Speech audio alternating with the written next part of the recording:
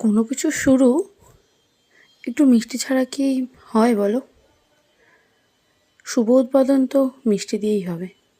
আর আজ নববর্ষ, সেই উপলক্ষে আজ একটু মিষ্টি বানাচ্ছি।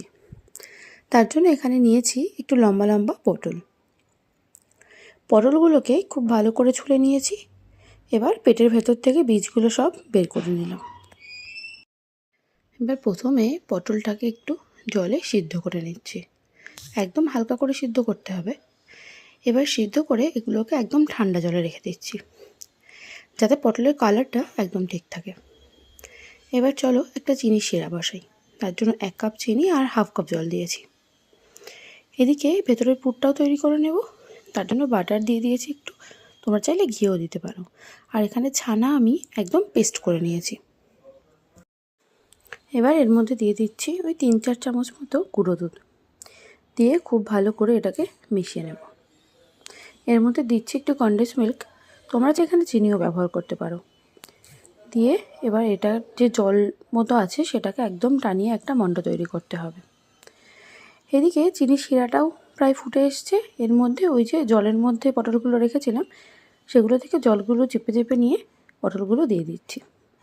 আর সাথে এখানে দিচ্ছি একটু ফুড কালার, যাতে পটলের মিষ্টি একটু সবুজ কালারটা তো আনতে হবে, সেই জন্য। এদিকে আমি 4-5টা মতো কাজু বাদাম একটু গুঁড়ো করে নিয়েছি, সেটা আবার এর মধ্যে দিয়ে দিলাম। আর সাথে দিলাম একটু এলাচ গুঁড়ো দিয়ে এটাকে একদম পুরো টানিয়ে নামিয়ে ফেলবো। নামিয়ে ঠান্ডা করতে হবে। এদিকে পটলটাও প্রায় রসটা টেনে নিয়েছে এবং একদম সিদ্ধ হয়ে গেছে। পটলটাকে নামিয়েও কিন্তু ঠান্ডা করে নিতে হবে। সব ঠান্ডা হয়ে গেলে পটলের মধ্যে ওই যে পুরটা বানিয়ে রেখেছিলাম সেটাকে এক একটা পটলের মধ্যে ভরে নিলেই মিষ্টিটা আমাদের তৈরি হয়ে যাবে। তোমরা তোমাদের ইচ্ছে মতো যা খুশি দিয়ে ডেকোরেশন করতে পারো। আমি এখানে একটু আমন্ড কুচি দিয়ে ডেকোরেশন করেছি। তোমরা চাইলে পেস্তা বা কাজু যা খুশি দিতে পারো। নিজেদের পছন্দ মতো কিছু দিয়ে ডেকোরেশন করে নিও, তাহলেই তৈরি হয়ে যাবে পটলের মিষ্টি।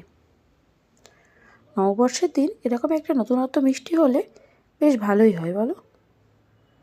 তো আজ তবে আসি, দেখা হবে অন্য কোনো দিন কোনো এক নতুন ভিডিওর সাথে। সকলে ভালো থেকো, সুস্থ থেকো। আর যদি ভালো লেগে থাকে একটা লাইক কমেন্ট শেয়ার করে দিও। আর পেজটা ফলো করে দিও, যাতে তোমরা কোনো ভিডিও ছাড়ার সঙ্গে সঙ্গেই নোটিফিকেশানটা পেয়ে যাও।